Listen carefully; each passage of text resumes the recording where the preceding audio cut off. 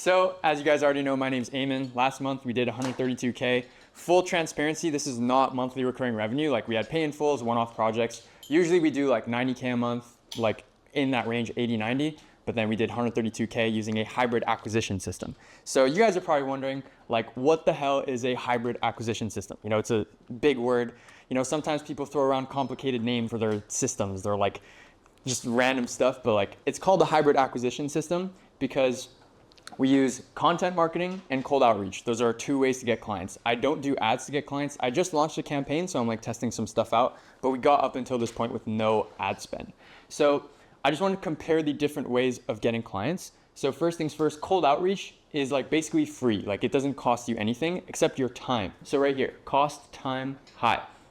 But it also works super quickly, but it doesn't compound, right? Like usually you're sending like 5 messages a day and the follow-ups do compound, but it doesn't compound as much as content. Kind of like what Greg was talking about when you make YouTube videos, it's like you make one, you make another one, and then everything's evergreen. It keeps stacking. And then you have channels like Vince that are just getting like hundreds of thousands of views from like super old videos, or like mine as well.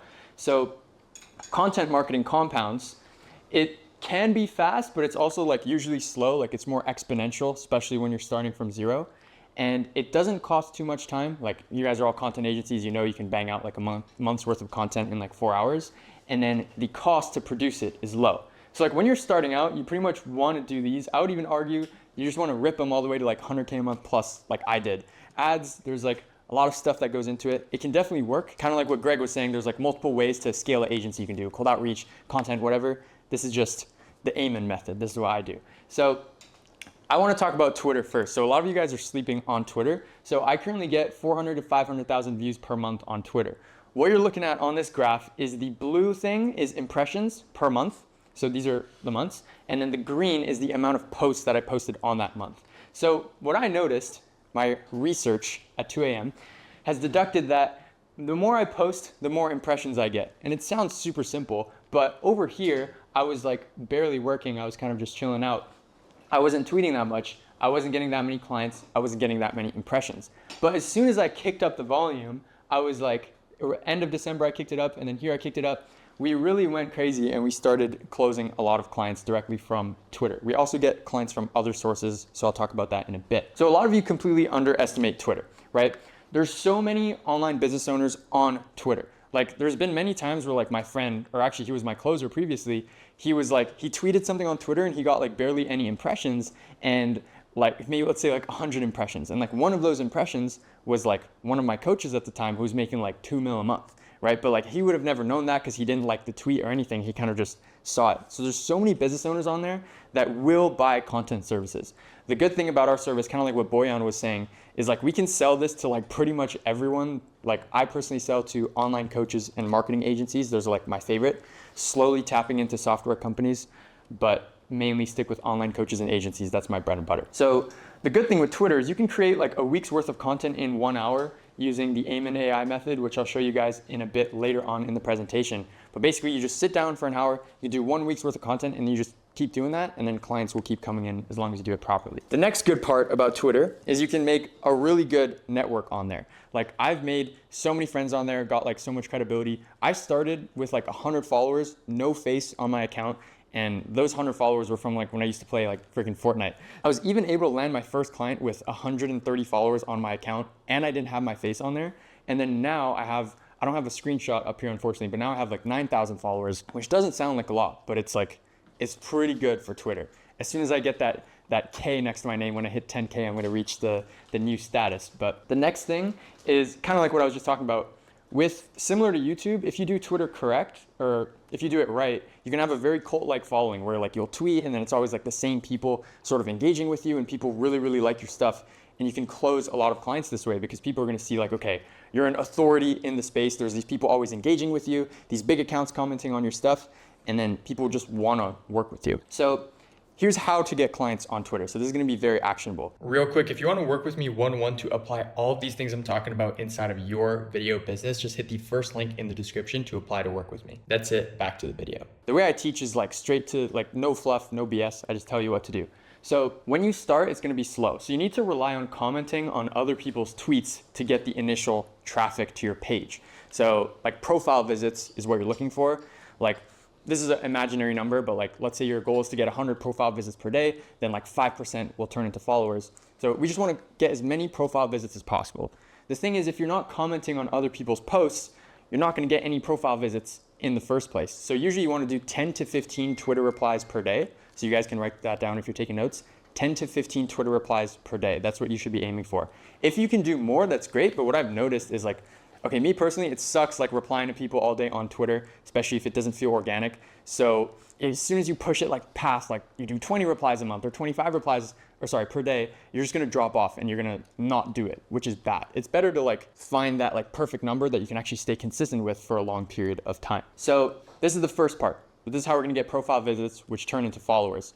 And then once we get those followers, then they're consuming our tweets. But this is how we're gonna get, this is like the top of funnel, bringing people in. So the next thing that I've learned over the last 2 months when I made a ton of money is you wanna tweet as many times as you can per day while staying consistent. So what I've been doing is 5 tweets per day. So unfortunately over the last like 3 days or so, I kind of dropped off a little bit, but 5 tweets a day has been really good for me. I did a calculation. If I do 10 tweets a day, I should be able to get to 1 million impressions a month on Twitter. And 1 million impressions a month, that's double what I'm getting now. So it's gonna like double the lead flow, right? It's just simple math.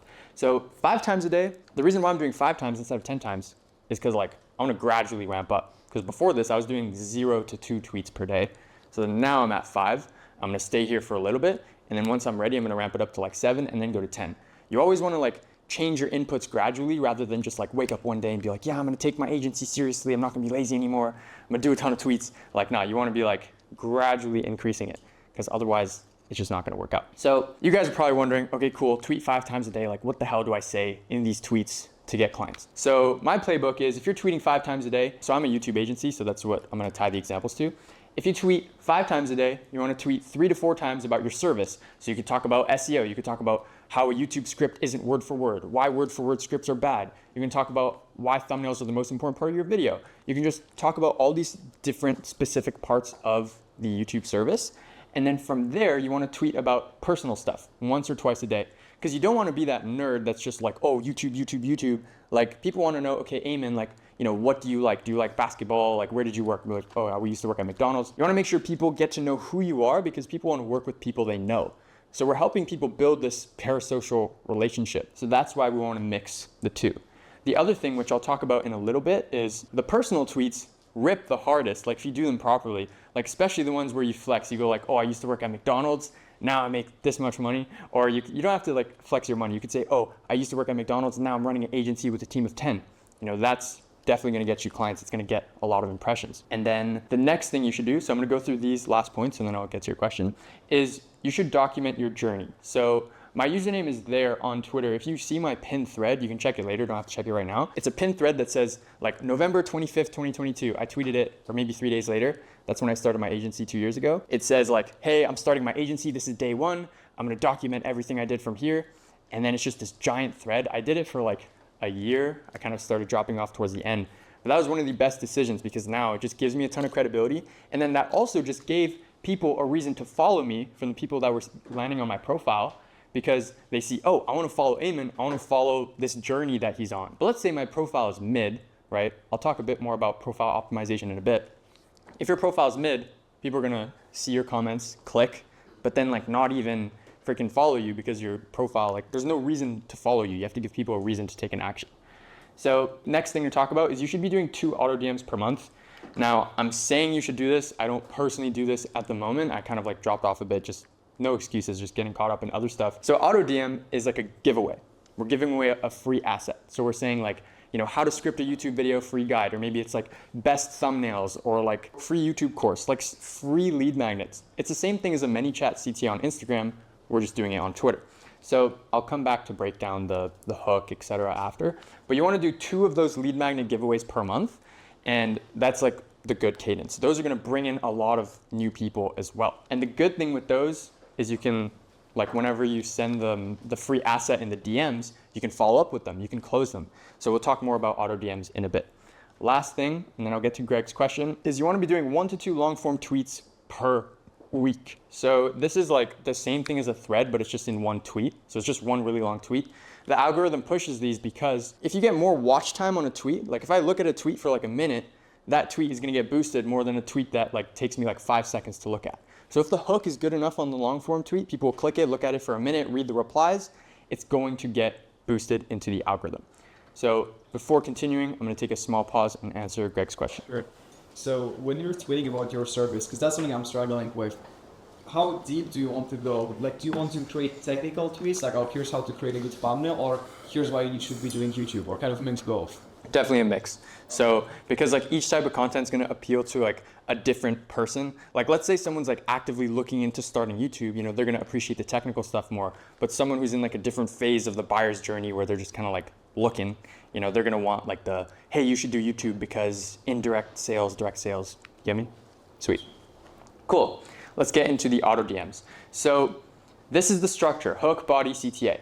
So in terms of the hook, I've rinsed the same playbook like multiple times. It works every single time. So, and Yaroslav's been doing it as well in printing. So in the hook, you want to incorporate a big number and a time frame. So Yaroslav did it perfectly. Last month, our client added 45K a month. So that's the big number. And then after just 4 videos we made for him. So 4 videos, you know, that pretty much gives you the time frame. It's like a month. And he says in a month. So there's the time frame as well. And then that hooks people in. People really like big numbers. This applies to tweets. This applies to Instagram hooks, YouTube hooks that you write for clients. It's a universal thing. Just people like numbers. They like dollar signs as well. So that's why Yaroslav threw that one in there. Next up, we got the body. So this one is very easy. You just need to say what the asset is. Is this a YouTube script writing guide? Is this a freaking YouTube free course? Is this a how to walk your dog course? Like, what is it? And then in the CTA, you're going to tell them to comment something. Like, you're basically just telling them how to receive the asset. Like, do they DM you? Do they comment? What do they do? So here, you just say comment something and I'll DM it to you. Make sure it's something simple. Like, don't say comment and then like a 20-letter word. Like, just do a number or do something super small so it's easy to type. So that's what an auto DM looks like. Now, the important thing with it is like the image, because what we're doing here is we're taking up way more real estate on the person's iPhone because the tweet is like bigger. If there was no image here and there's no spacing, the tweet would be super small. It's easy to miss when you're scrolling. Because we made it like super big like this, it's hard to miss it. And this is a screenshot, unfortunately, but this is a GIF. So it's animated. It's him scrolling through the lead magnet and it's blurred. This same playbook, I've rinsed it like a million times and it works every single time and it still works. So here's more examples. I'm not gonna read them. Same playbook, GIF, numbers, what's the asset, comment. I do it again here. This one is an image. This one is an image as well. And it just works every single time. So I'm gonna pause there for 10 seconds. Anyone have questions about auto DMs or anything I talked about regarding how to get clients through Twitter? I have one. So I saw that when in Yaroslav's post, it said must be following. So does the auto DM tool like actually check if they follow you, or is it just kind of like a trick to get some more followers? Great question. So it's a bit of both. So it's a trick to get more followers, but also some people don't have their DMs open to the public. But if they follow you, it automatically opens it so they can DM you. So it's like a bit of both. But most people have their DMs open anyways. Cool. Any other questions on this bit? You send it automatically? Yeah, so we use a software called Hype Fury. You can write it down if you want, or I can tell you later. And you can schedule tweets on there as well. So this is what I was talking about, personal tweets earlier. And you can actually reuse tweets. So have you seen this one? Is that where it's funny? So I didn't realize it was you at first. So yeah, this is me. I was 14 years old, illegally working at McDonald's. You actually have to be 15 in Canada to work. But they gave me the job anyways because I'm smooth. So $163 paycheck. This is Canadian dollars, so it's actually like 120 or 110 US, really pennies. This is November 26, 2023. I got 100K impressions on it and a ton of followers. Not sure exactly how many followers. And then I just recycled it like last week, I think. And then I got 20K impressions. So sure, it's 5 times less, but this is an easy tweet I just chucked up, boom. And then like what that does, it gives me a ton of impressions, more people into the funnel that we can target. Cool. So next part is optimizing your Twitter profile. And just a heads up, I won't only be talking about Twitter in this presentation. It's just such a huge core part of the business and how to make money. And I assume you guys want to learn how to make money. So I'll keep going. So in terms of optimizing your profile, you need a clean bio. So this is the format. You say something about your service. So don't copy me, but I say, I make YouTube videos and reels for people you probably watch. You guys can say anything sort of along those lines that sounds smooth. Don't make it corny. Next, something personal. So this can be, again, don't make it corny, but you could say like, oh, you like hiking, or like what country you're from, or how many passports you have. Me, I just say like documenting my journey since day one, since not too many people have done that. And then I have this last bit now because I have a coaching program, but you guys would just end it there. Next, you need a clean profile picture that's easily recognizable. So this red PFP or profile pic is super recognizable. Like I have the same thing on Instagram. You need same profile pic on all platforms. People see this red thing and this like mugshot profile pic and they know it's me. So it's like easily recognizable. I was on a yacht for New Year's here in Dubai, and then this guy was like, oh yeah, you're the guy with the orange red profile pic. So it's just like easy, like sticks in their mind. And then next, you need a good pinned tweet. So you have two options. You can pin the documenting my journey thread, or you can pin like a thread that displays your expertise. So it can be like how to come up with YouTube ideas that book calls, and this is like a thread. Either or works well. And then the last thing I missed is the banner. So for the banner, it doesn't actually matter too much, to be honest. You can put like a picture of like nature. You can do something like me. I don't actually think it matters that much. When you pop off on Twitter, is it like YouTube where you slowly build up an audience and you slowly increase your views? Or is it a case of like you post, and one day you just pop off? Yeah, it's a bit of a mix of both. It's definitely like a gradual increase, and then one day you're just gonna have something that mega rips. So yeah, that's how it goes. Dope. So other tips. Number one, you're gonna wanna message every new follower. This actually applies to every platform. So whether it's Instagram, LinkedIn, other stuff, it's just, you wanna start a conversation and just, you could point something out on their profile, or you could just ask them like why they followed or what they're hoping to learn. And then naturally you transition it into a sales conversation from there. So we've gotten many deals from doing that. Next up, whenever you do an auto DM, you wanna follow up with every lead. Unfortunately, you have to do this manually now, or you could get a setter. And then just ask them what they thought of the asset. Like, hey, saw you got the scripting guide. Did you get a chance to have a look?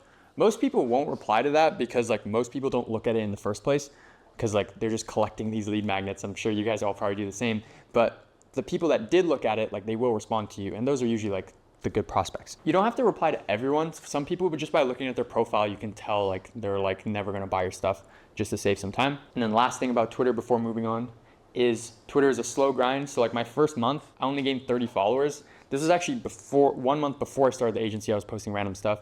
I gained only 30 followers, but eventually it ramped up to much more than that. So like now I have like 9K. Cool. Other platforms. Obviously you don't only want to get clients through Twitter. Like we're content agencies. You want to get clients through video content as well. So on YouTube, basically this is the same split we use for our clients as well. So we have action-based content, educational, and then social proof content. The way I like to explain these is just as simple as possible. I don't use super big words to try and make this sound super complicated. I just tell you for what it is straight up. So action-based content is something somebody can watch and it's like easily implementable. So like how to write a YouTube script, how to come up with YouTube ideas. It's like step 1, step 2, very actionable. Educational content is more educating them on a certain topic. So it's like why content agency is the best business model, why you should move to Dubai, so on and so forth. But I'm not telling them like step 1, get your passport, step 2, do this, whatever. And then social proof content, client interviews, and then also you can do case study breakdowns. So case study breakdown is like the client isn't on Zoom in the video with you. We're just breaking down like, okay, boom, this client, Simone B's, we got our 50K followers, or sorry, subscribers. Step 1, we did this. Step 2, we did this. So it's kind of like action-based video, but we're tying it to social proof in the packaging. Sorry. Yep, what's up? What about lifestyle content? Yeah, I think lifestyle's cool. Like if like you mix in like one video per month type of thing. Yeah, like one video per month type of thing could be good just to like build a relationship with the audience, but more importantly, just like kind of more for yourself to look back on. It's not really gonna deliver you a ROI, especially for like B2B agency. Like these business owners don't care about your lifestyle. They would rather you have no lifestyle and you're just on the computer answering them on Slack. So yeah. Even Daniel Fazio doesn't post like anything like Yeah. that really, right? Yeah, exactly. No lifestyle stuff. Yeah, we do his stuff. He's mainly like, since he's selling B2B, the guy he's referring to, his name is Daniel. It's just very like actionable content. Like people watch it, they go like, wow, this guy's smart. Let me buy his program. So next up is Instagram. So this is my opinion, and you guys can challenge me. Instagram isn't really worth like the time investment, like to like majorly focus on it for getting like clients inbound. Even outbound, like we still send messages on there, but like we don't really get too much traction. So the problem with Instagram for getting like B2B agency clients inbound, it just like takes a lot of time and it's like slow. At the same time, you can go take it, dump it into outreach, which I'll be talking about in a bit, and more content on Twitter and other platforms, you'll get a much higher ROI. And then the thing with Instagram DMs is like you can't follow up on like most accounts. It like blocks you after like one message. So that sucks because the money's in the follow-up. More on cold outreach later. Instagram's more for like people selling like B2C coaching programs, etc. That's my opinion. Cool. So now we talked a lot about inbound. Now we're gonna talk about outbound. So similar to Greg, we do the same mix, inbound, outbound, cold outreach, and we don't do ads. But I do stuff a little bit differently than Greg. So hopefully you guys will get some, or I know you guys will get some value out of this. So with cold outreach, we send free work up front and you need to do this. So this is what I call multiple names: the golden bullet method, Dream 100, the Ayman method, all the same thing. So for every 100 people you reach out to, you'll close 1 to 2 when done properly. Me at my stage, we could even close a bit more. So this is kind of like talking for the past version of myself.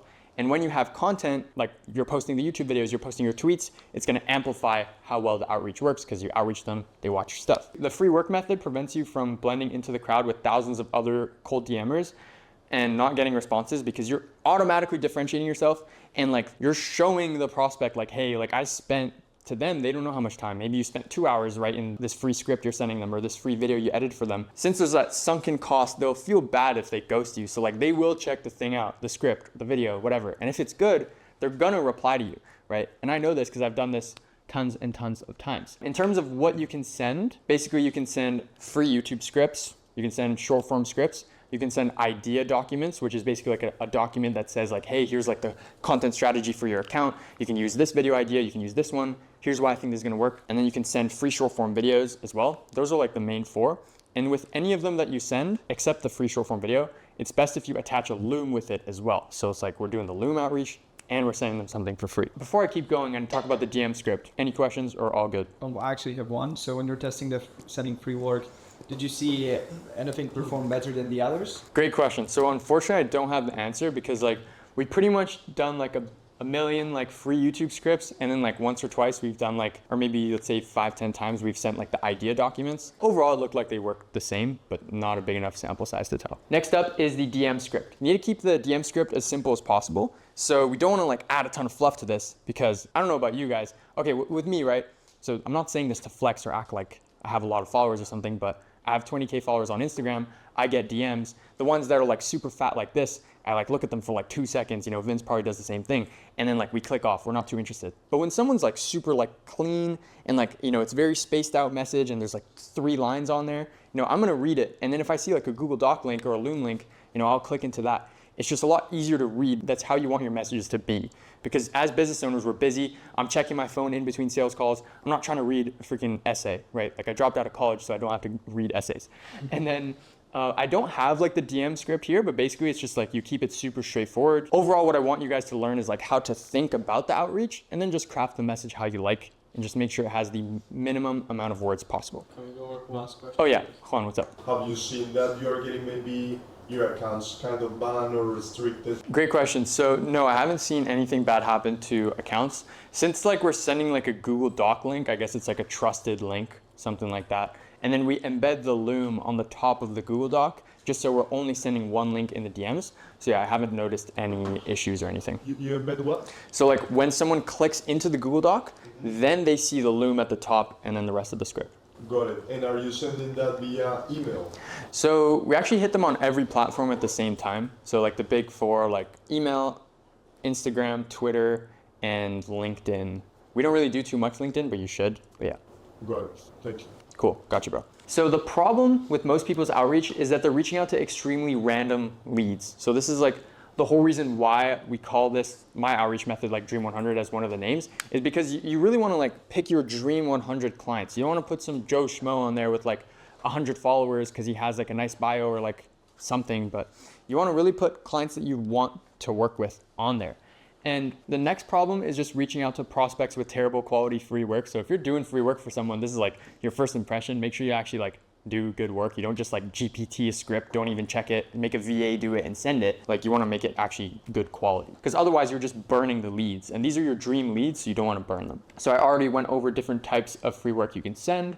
And then next up is the money is in the follow-up. So you need to track everyone's pipeline stage and follow up until the end of time. So what I do, I don't just do like 1 or 2 follow-ups. We follow up forever, but what we do is we space them out over time just so that we don't get like super overwhelmed by like how many follow-ups there are at the same time. So it's like we'll start with like follow-up number 1 is like 1 day later after the first message, but then follow-up number 2 is like 3 days after the first follow-up. And then maybe it's 5, and then it's 7, and then it's 7 twice, and then like 14.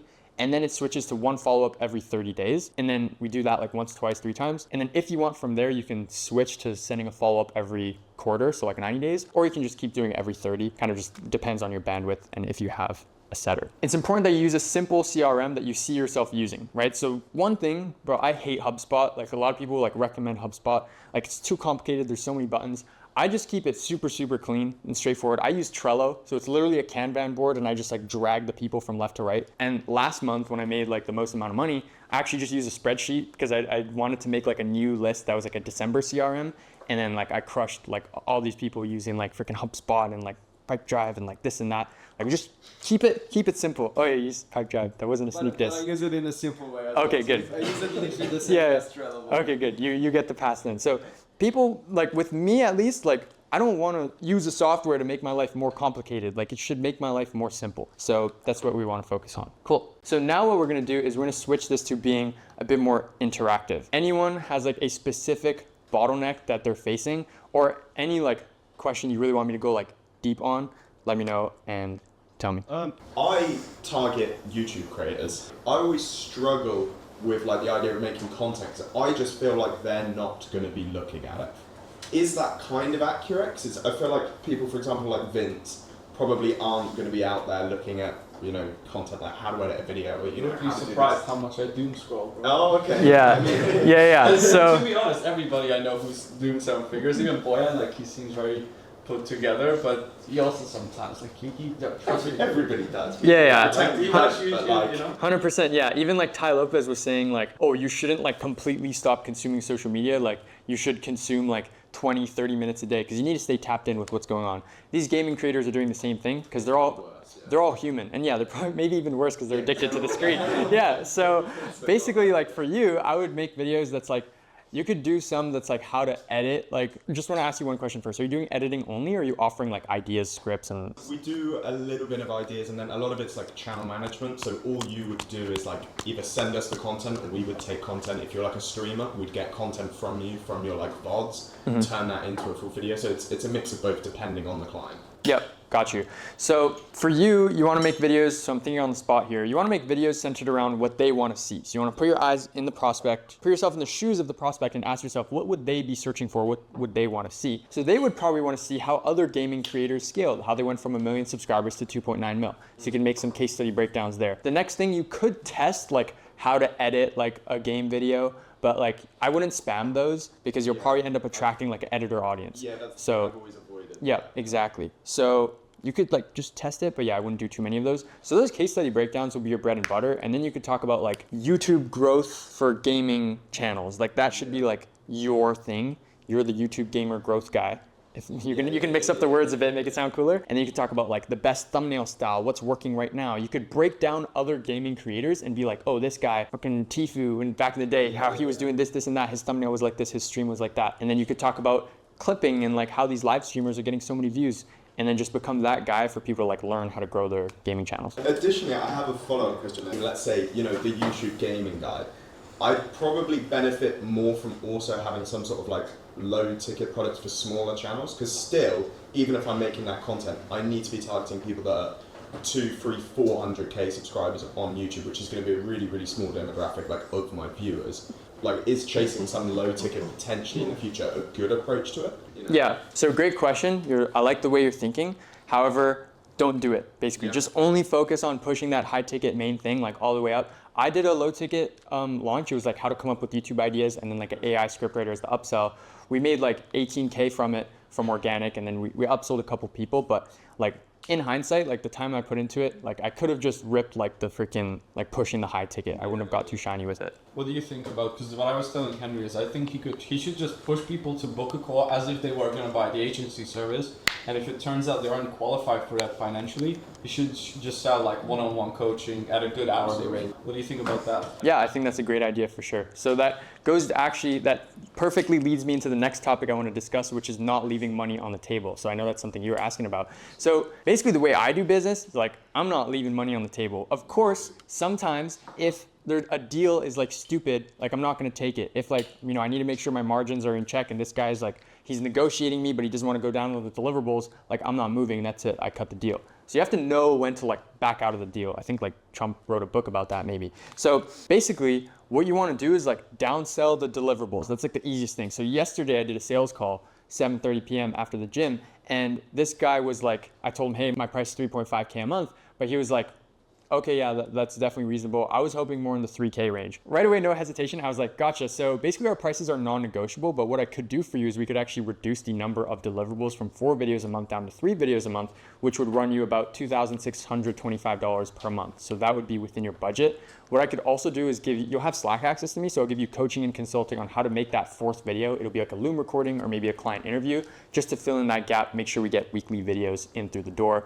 What do you think about that? And then, or I say like ballpark figure, how does that sound for you? And then right away, he's like, oh yeah, I really like that. So let's actually talk about different things you can downsell into. So you can break down your service into like multiple things. So one of our most popular downsells is ideas, scripts, and thumbnails only. So we remove the video editing, which is where the bulk of the cost is anyway. So this is a lot more profitable for us. You can center your pricing, like we do like 2K for the first month and then 1.5K a month, second month onwards for that. And then our costs are like super low. It's just the thumbnails, and then our copywriter, who's already on a monthly retainer anyways, handles the other stuff. So it's like quote unquote free, like there's no marginal cost or like extra cost. Especially when you're in these like early phases, guys, with the business. You know, I consider, not to act like I'm way ahead of you guys or something, but you guys are in the earlier phases.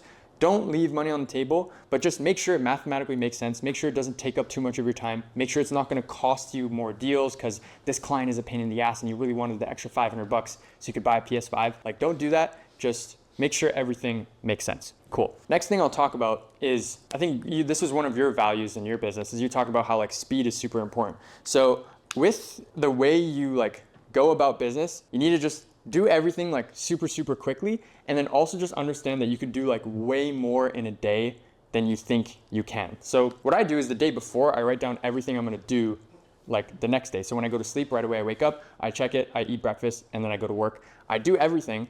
And then after I finish that list, instead of like going outside or doing something, not to sound boring, I go do more stuff. And really like, if you wanna push a content agency to like, or any business, like 50K, 70K, 80K, 100K, like you gotta like push and like work. Like last month, like I really like worked like a lot of hours, and that's not necessarily a flex because it's like the whole reason why you start a business is like for freedom. But like when you want those like quantum leaps in revenue, you have to push and change what you're doing. Like if you're gonna sit here for a year, you know, you started a content agency 4 years ago, you only make like 10K a month, it's because, you know, you're not doing the stuff you need to do day in and day out. So what you need to do is like write down on a piece of paper everything you're doing, and then write down what you should be doing, gradually increase your inputs to that, and then just keep pushing. Like for the first year of running my content agency, I was known as that guy who was like working like 12-hour days. You text me on Slack, I text you back 15 seconds later. And I've definitely like toned it down now since like the team is good and everything is more dialed in. But like this is like hard work, guys. Like running up a business, it's not easy, but it's simple. The steps are there, like 5 tweets a day, 2 auto DMs per month, like everything is simple. And one thing I just realized is in terms of the free work, I didn't say, but basically you want to send 5 pieces of free work per day.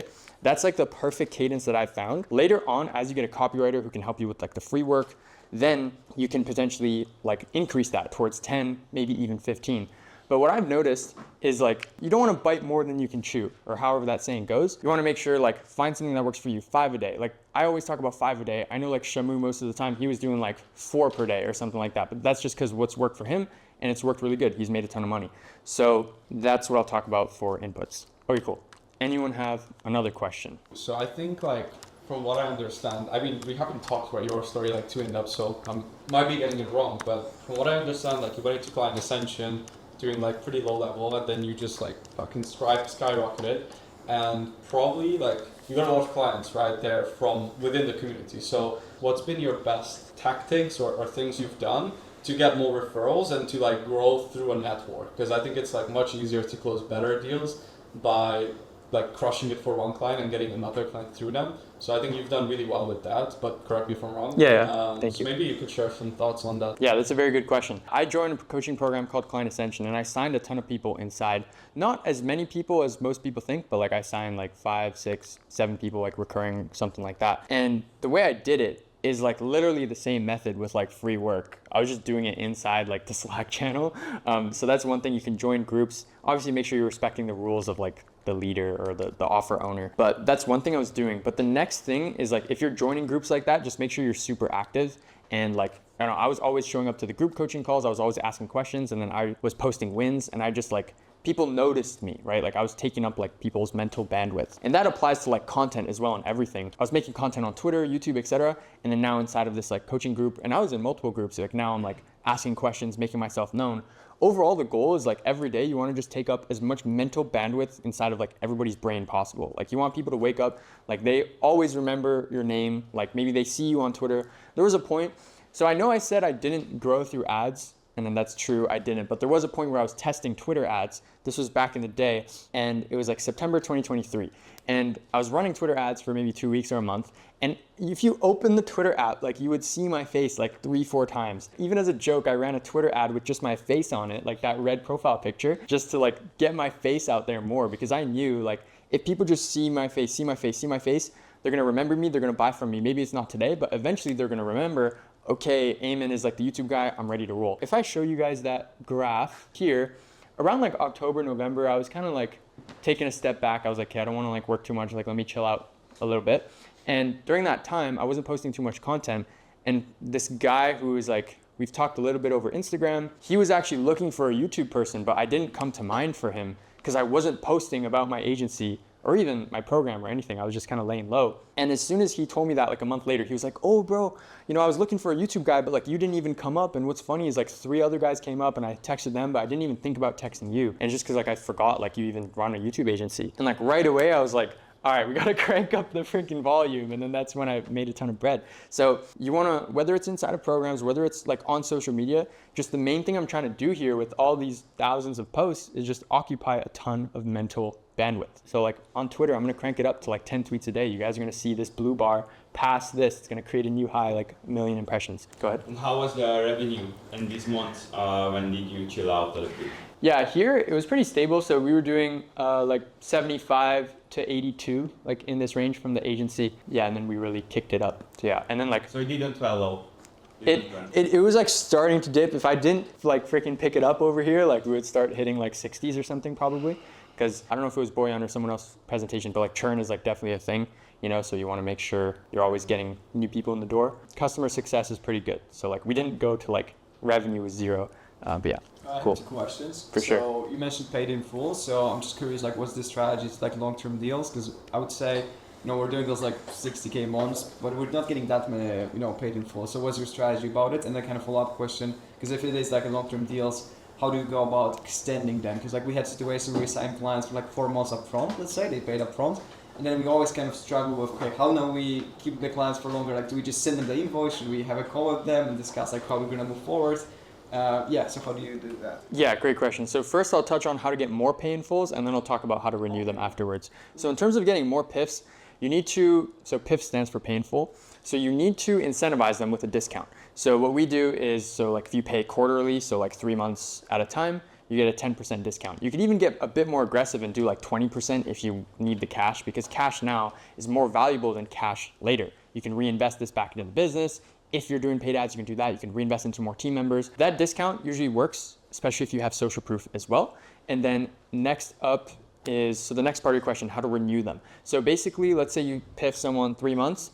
What I would personally do is like around like 2.5 months into it, I would like hop on a call with them, review past performance, and then be like, cool, but, and like if they're happy with stuff, be like, cool, so yeah, just a heads up, like the renewal date is like on February 14th, like just confirm like we'll still be good to keep going, because if yes, we'll continue to prepare the next video ideas and strategy. Or actually I take that back, what I would do is on that call, I would already have the next 3 months of content strategy prepared, just so you have that like free work already done. You say, hey, we're gonna do this, this, and that, like just wanna confirm you're all gonna keep going, and then like from there you should seal the deal. Usually after like a PIF like that, like they usually just switch to month to month. Cool. Anyone have more questions? Otherwise I'll think of the next topic to go over.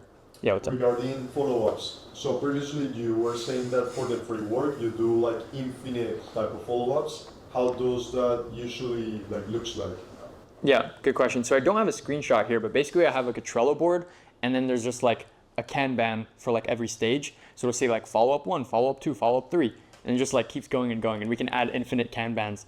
And then on Trello as well, you can add like a scheduling thing. So you could say January 23rd, remind me to follow up, and then like the setter or me, whoever's in charge, will see it, and then like follow up, move the stage, check it, and then just keep going. But like, do you send more do you keep sending like more value up front, more perhaps free work, or is just like basically reminders to check the free work that you sent the first time? Pretty much reminders, but you also just want to mix in like social proof. I wouldn't waste more time and send another piece of free work because you already sunk in 20 to 40 minutes doing the initial outreach. So what I would do is you can send like detective emojis, you can send case studies, you can just like be like, hey, did you get a chance to look at the script? You can send GIFs. The follow-up doesn't really matter as long as it's like not like stupid or like someone would look at it and be like, shut up or something. Like as long as it's like, you know, chill, gets the job done, it's good. It's just to bump it up in the inbox. Because one thing I noticed is you want to pay attention to when people are trying to sell you something and learn from it. So when people sell me something, they're in the DMs following up. Like sometimes people will just like spam me with like too many follow-ups, and I don't like that, so I'm not going to do that. Maybe sometimes people make like super cringe memes. I think like memes are cool, but like if you do it super cringe, it's just weird because, you know, you're selling B2B, right? It's not like a B2C thing. So sell people the way that you want to be sold. So this ties into the next thing, which is sales calls. So for sales calls, I actually don't ever like force anyone or do any like weird sales tactics to try and like get them to close on the phone. If someone's like, hey, I need like some time to think about it, I'm like, all right, sounds good. The way I do sales is like I never like force people to make a decision on the phone. So tell me like how long would you need to think about it for? I'll be like, oh, I need 7 days. I recommend you guys book a second follow-up call. Me personally, I don't really do that. I just like grab their phone number and then set like an Apple reminder like on the call. I'll be like, hey Siri, set a reminder February 14th to do this and that. Don't want to activate my Siri. So then I do it like on the call. So then like they like see me do it and then it also just kind of logs into their brain from there. That's worked super well. And then on that day when the reminder comes, I just text them. The client doesn't want to feel like they're being sold to. They want to feel like they're coming on the phone, they're asking some questions, buy something. But as soon as they feel that like sales breath, like, oh, you want this close, you need this close, it's not going to work. You need to be in the opposite frame where it's like, oh, I don't need this. Like you're, you know, hey, you want to move forward? It's great. Oh, you don't want to move forward? It's great. And then you'll close much more deals that way. And next thing I'll go into is similar to what Greg was talking about. In your pre-call follow-ups, all that stuff, you want to be like sending them like client interviews, case study breakdowns, your YouTube videos. But there's actually one unique thing I learned like super recently is we would do this, like you send like a manual like text to confirm their call, be like, hey Johnny, this is Ayman. Like, are you still good for our call tomorrow at 5 p.m. Eastern? And then like once they confirm, then we'll send them like a specific piece of content, which is actually like related to their specific situation. So it's like if they're a cold email person, I'm gonna send them a client interview from someone that does cold email as a service.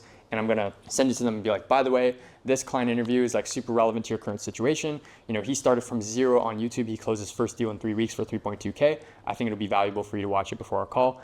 And then they'll watch that. And then by the time they hop on the phone, they're already sold to. What I learned from people doing like super big numbers is like the selling is done before the call. If they hop on the call and they're not like warmed up, stuff like that, like you're walking uphill like on a mountain, right? Instead, you wanna just make it a super easy call where like they already know what you do. They're kind of maybe just asking for the pricing. We even tell them pricing before the call if they ask us. I have a document. You guys should all do this. You should make shortcuts on your iPhone where it's like when you type in certain words, it like puts like a link. So I have like my YouTube channel, I have my Calendly. I also have another doc, which basically just says like our pricing and deliverables and it has social proof on it as well. So whenever I'm texting a prospect before a call, and they confirm their call, I go like, also here's a doc with our pricing and deliverables and case studies. So when they hop on the call, they already know the pricing. So they already like checked if it was in their budget before. So it like just makes everything super easy. So anyone have any other questions? I do about that. When you give them like pricing, do you have one flat pricing structure or does it vary like client to client depending on the work? Good question. So our pricing does vary client to client. However, what I do is we have one main package where it's just like $3,500 a month, 4 videos, and like that's what I advertise. But then like when I'm on the call, that's when I see if we need to make a custom price point if needed. So whether we have to downsell, whether they want more videos, that's when that sort of happens. So on that document, you can write down, by the way, our packages are custom and we can make more stuff. This is just the main package that most people are on. Yeah, okay. I have a massive issue with, and I started doing it recently just to see what it's like. Everybody normally asks me before they ever like get in a call or anything like that, how much does this cost, especially with gamers and normally the smaller ones. And that is where recently I just get aired that. I'll tell you what to do. So actually what I would do instead of just telling them, hey, $3,500 a month this, the better thing to do in the DMs like that when you're still selling them on hopping on the call is you give them a range. So So you're gonna say, Yeah, I normally say like 999 to 2500 a month because you know they might want 2 videos. yeah. What I would even do is make the range a bit wider. So you can do like 500 to 5K, even if you've never sold anything at 5K. And you're selling like, our packages range from 500 to 5K a month, depending on your goals and your needs. If you got time Wednesday or Thursday in between 2 p.m. and 5 p.m. Eastern, we could do a quick 15-minute chat, see if we're a good fit. Awesome. Cool. I think you had a question, or? Yeah, I was thinking, what's your thoughts about, I usually send the prices after the meetings. Like, for example, I get the DMs to my email. I talk about that, let me know when can we jump on a call. We do the call, and after I send our references in Google Sheet and documents, and then the pricing. And it usually works for me. For sure. If that's what works for you, definitely like stick with that and keep sending it after the call. It looks like for you, you know, maybe these people in Hungary, like they're a lot more price sensitive and they want to like, they need to understand the offer fully before they get into the next thing. So yeah, I think that makes sense for your situation. So I'm not going to be speaking from experience here. I've worked with 3 software companies. We have 1 active, but I'll tell you my plan. So I haven't done this, but same playbook. So like free work, but instead of reaching out like Stripe, like at Stripe on Twitter or something, like find like the founder, find like the CMO. These bigger companies, typically you want to reach out to like the CMOs or like that type of thing, because then the CEO would otherwise just forward it anyways if they even see it in the first place. So same playbook, like nothing really different. So I'm going to be sending free work, and then I'm going to say like, I'm going to send some case studies and say, hey, we're going to apply the same playbook to you. And then that's pretty much it. What I would also do, because my plan for software companies and targeting them is I'm going to hire somebody to record and be on camera, because the founders, they don't want to be on camera. Also, they're typically looking to exit. So then now the YouTube channel can be an asset that they can sell with the company. So whenever I'm like maybe in the DMs or maybe in the Loom, I'm going to be saying all of these things like, hey, we're going to get someone to record. We're building you an asset that's going to boost the evaluation of your software company. So when you eventually exit, you can make more money. So it's like I'm twisting it a bit to like fit more what their goals are. Compared to like a coach, you'd be like, oh yeah, we can book you more calls, and the people you book from ads will watch your YouTube. But then software, you twist it to what they want. Anyone have any more questions? Dope. And then before we wrap up or anything like that, you guys give me a thumbs up. Was this presentation good? Yep, no, it's fun. Awesome. So the way I plan to do this presentation is just like super straightforward, no fluff, and just tell you guys like exactly what you need to do. I followed this same freaking playbook, hit 132K a month. Not recurring. And you guys need to understand, like, don't get shiny object with it. Don't be like, oh, I need to do a low ticket. You know, it's a great idea, but like, oh, don't be like, oh, I need to do a low ticket, or oh, I need to do this, do that. Oh, I need to switch my offer. Like, if you've kind of got to like where you are now that got you onto this table, you just got to keep ripping like what's been working. And then obviously learn stuff from us, learn from people like Boyan, learn from me. But what I'm saying is don't switch the offer. Like, just keep ripping that one freaking offer. Make sure the person you're targeting, like they're not poor, like they have money to spend on your service, and then like sky's the limit. So awesome. Thank you guys so much for listening, and that's it. All right, guys, that's it for this video. If you want to apply to work with me one-on-one, it's going to be linked in the description, but also make sure to subscribe because I'm about to drop so much sauce on YouTube. It's actually going to be insane. So that's it. See you guys in the next one. Peace.